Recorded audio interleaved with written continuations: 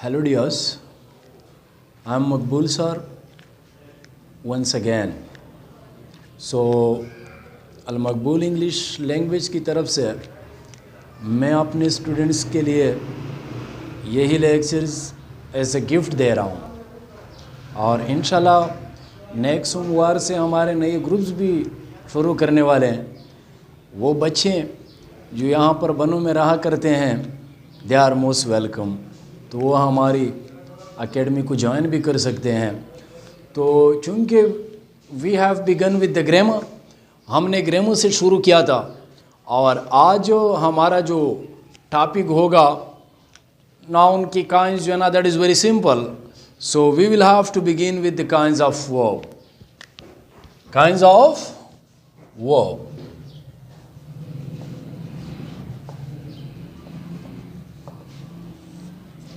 So first of all we should come to know what's verb.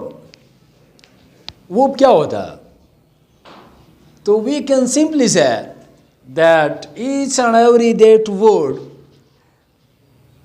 that is used for any kind of activity or they choose any kind of activity.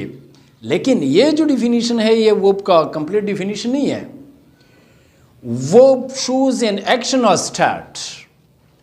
Verb shows an action और state, तो या तो action को show कर देता है या क्या शो कर देता है, स्टेट को शो कर देता है। So there are several kinds of verb, लेकिन आज जो हमारा टॉपिक होगा उसमें हम सिर्फ टू काइंड्स ऑफ वर्ब को क्या करेंगे, मेंशन करेंगे। The one is called to be transitive verb and the other one is called to be intransitive verb. So transitive verb,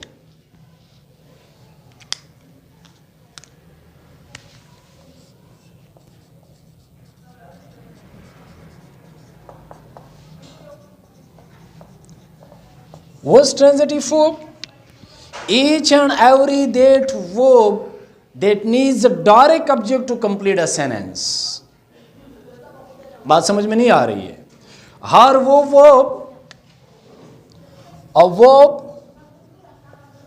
that needs a direct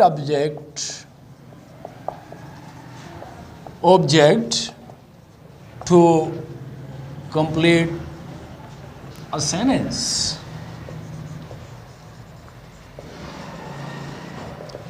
हर वो verb जो अपनी मतलब पूरा करने के लिए उसको किस चीज़ की ज़रूरत होती है, डायरेक्ट ऑब्जेक्ट की ज़रूरत होती है, उस verb को हम क्या कहते हैं, that very verb is called to be transitive verb। उस verb को हम क्या कहते हैं, transitive verb कहते हैं। फॉर एग्जाम्पल यहीं पर मैं लिखता हूं I ate an apple. I ate an apple।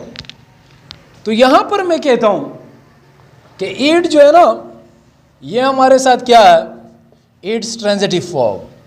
ये क्या है, ट्रांजिटिव वर्ब है। क्यों ट्रांजिटिव वर्ब है? क्योंकि इसको डायरेक्ट ऑब्जेक्ट की जरूरत है। Without that very direct object the verb will not be able to complete its sense।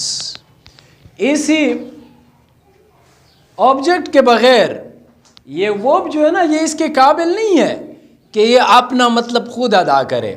सो इस बुनियाद पर हम इस verb को क्या कहते हैं, ट्रांजिटिव verb कहते हैं, और इसी ऑब्जेक्ट को क्या कहते हैं, डायरेक्ट ऑब्जेक्ट कहते हैं। Now the question arises that what is direct object sir? What is direct object? Direct object means that this very object will be the receiver of an action। कि ये object हमारे साथ क्या होगा, receiver of an action होगा। क्या होगा, receiver. तो इधर दूसरा एग्जाम्पल से समझ लीजिए कि cows eat grass। गाय घास खाती है, and cows graze in the field। Calves graze in the field। गाय जो है ना ये जमीन में चरा करते हैं। अब calves graze in the field or calves eat grass? both means the same, that they are eating grass. But the one verb is what? That is transitive verb. And the other, that is intransitive verb. क्यों? क्योंकि ये verb जो है ना, ये इसी object के बगैर अपना मतलब पूरा नहीं कर सकता, और ये जो वर्ब है ये ऑब्जेक्ट के बगैर भी अपना मतलब क्या कर देता है, अदा कर सकता है. So that's why it's called to be intransitive and that is called to be transitive verb. बात समझ में नहीं आ गई? क्या किया जाए? अब ऐसा करते हैं कि लेट्स यहाँ पर हम सिंबल्स लिख लेते हैं. क्या लिख लेते हैं? सिंबल्स. किस चीज़ के सिंबल्स लिखते हैं? Of transitive verb. के ट्रांजिटिव वर्ब के कौन कौन से अलामात होते हैं? How will be able to know that this verb is transitive and this verb is what? That is intransitive. So इसके लिए अब हम अलामात लिखते हैं. सबसे पहला जो शर्त है या अलामत है वो क्या है?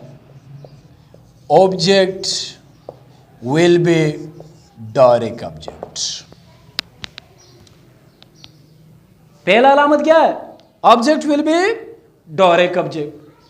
लेट सपोज ये बात तुम्हारी समझ में नहीं आ गई कि अब ये जो ऑब्जेक्ट है क्या ये हमारे साथ ट्रांजिटिव है, नहीं डायरेक्ट है या नहीं है, तो फिर हम क्या करेंगे? फिर तो हमें पता नहीं चलेगा whether the verb is transitive और इनट्रांजिटिव. इसलिए हम क्या कर रहे हैं, यहीं पर अलामात लिख रहे हैं. लेट सपोज ये तुम्हारी जहन में नहीं आ गई कि ये वर्ब जो है ना ये ट्रांजिटिव है या नहीं है, या जो ऑब्जेक्ट है ना ये डायरेक्ट है या नहीं है, तो फिर क्या किया जाए? दूसरी बार फिर देखो कि question of what will arise without object. क्या लिखा मैंने? Question of what will arise without object.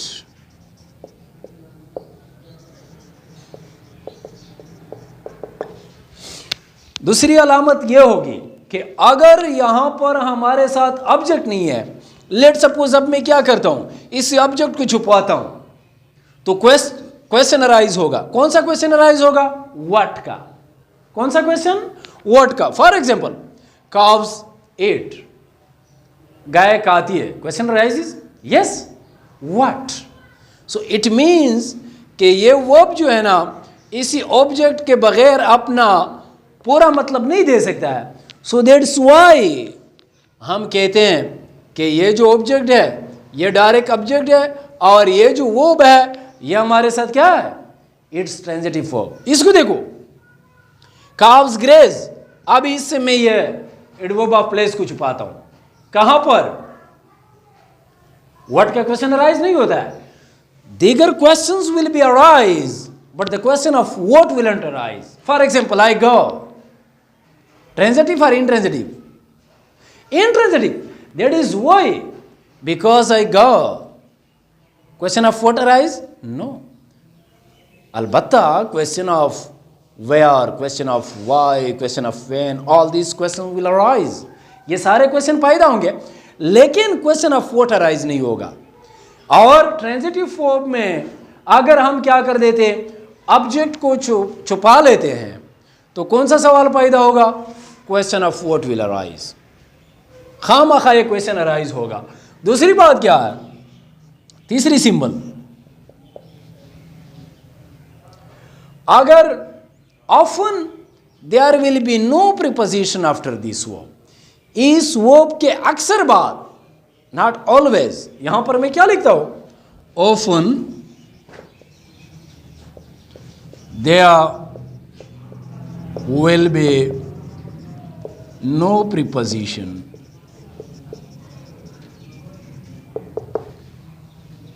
after this verb. अक्सर इस वर्ब के बाद कोई प्रीपोजिशन नहीं होगा. फॉर एग्जाम्पल यहां पर देखो, है कोई प्रीपोजिशन? नहीं है. यहां पर है.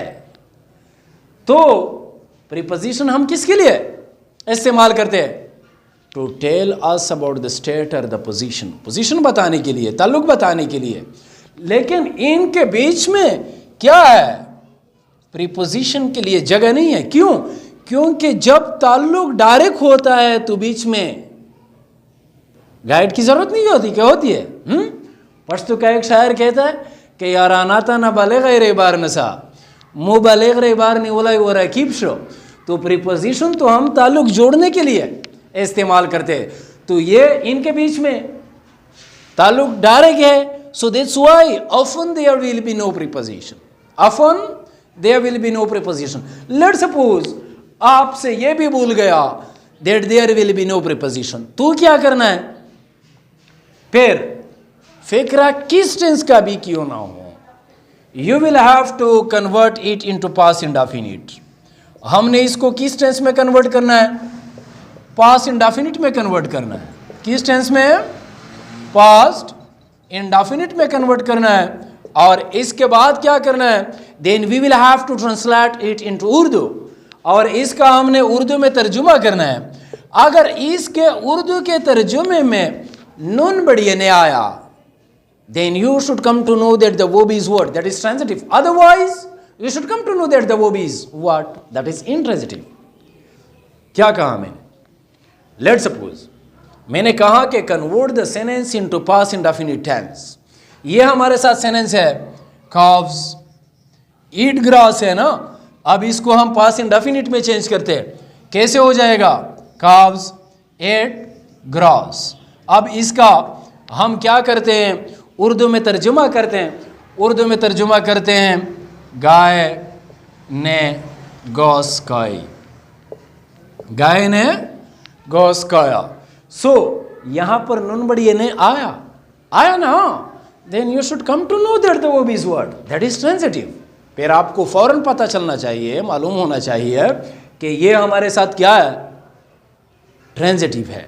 और अगर लेट्स सपोज ये हमारे साथ I go to college, I go to college, मैं कॉलेज जाता हूं। अब इसको हम पास्ट इंडेफिनिट में चेंज करते हैं। चेंज करो, आई वेंट टू कॉलेज। अब इसका उर्दू में तर्जुमा करो, मैं कॉलेज गया। देखो इसमें नून बढ़िया नहीं आ गया, नहीं आया ना, तो समझो कि यह हमारे साथ क्या है? ये इंट्रांजिटिव वर्ब है। तो आज हमने कौन सा टॉपिक पढ़ा? Transitive verb. What is transitive verb? Receiver of an action. क्या होता है? That needs a direct object to complete a sentence. इसके लिए सिंबल्स लिख लिए। कितने सिंबल्स लिख लिए?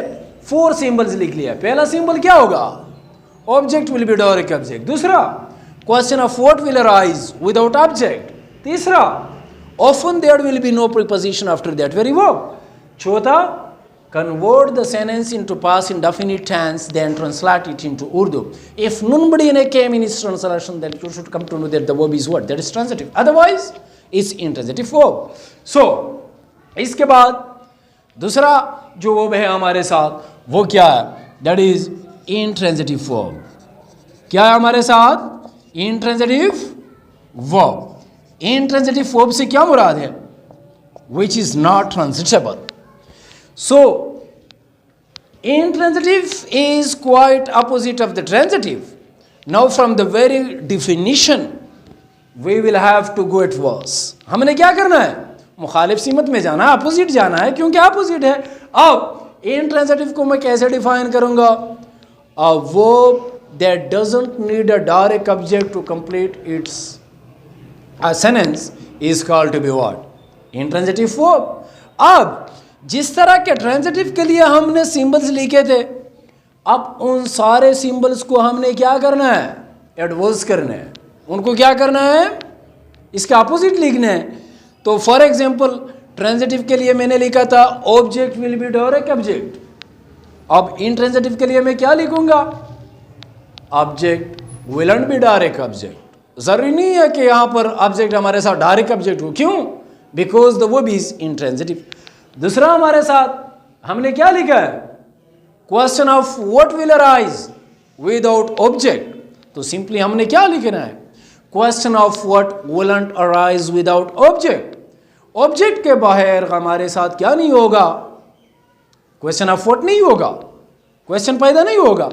तो फॉर एग्जाम्पल यहाँ पर हमने एग्जाम्पल दिया, I go where, the question of word doesn't arise, question of word doesn't arise, so this why we can say that the verb is what? That is intransitive form.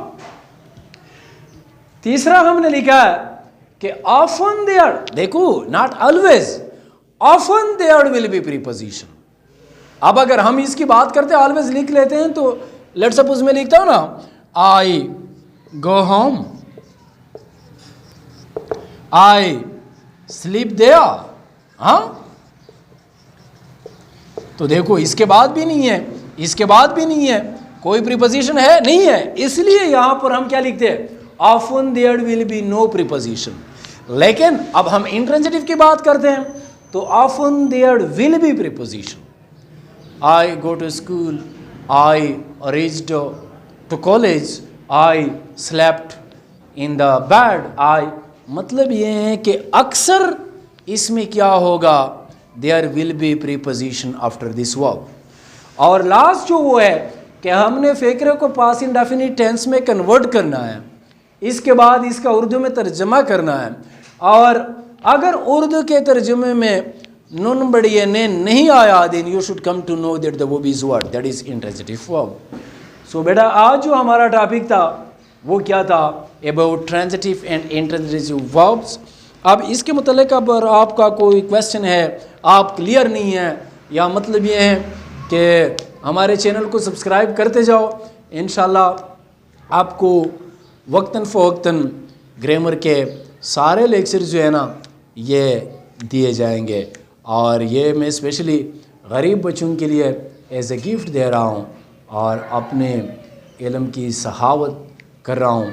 So thanks once again for listening to me too carefully.